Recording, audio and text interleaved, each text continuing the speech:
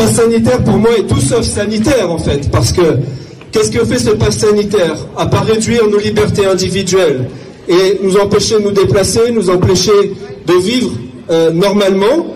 Ce pass sanitaire n'apporte rien en termes de santé publique. Déjà, il n'y a aucune étude scientifique qui montre que ces passes sanitaires sont bénéfiques pour éviter la propagation de la maladie à l'échelle du pays ou à l'échelle internationale. Ça, c'est la première chose.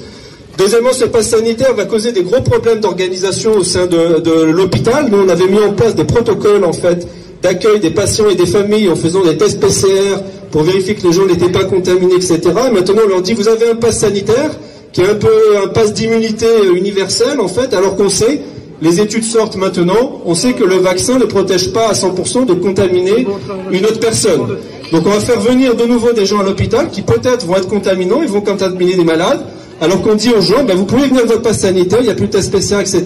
Donc nous, ça va nous créer des problèmes dans nos protocoles et des problèmes pour protéger aussi nos malades.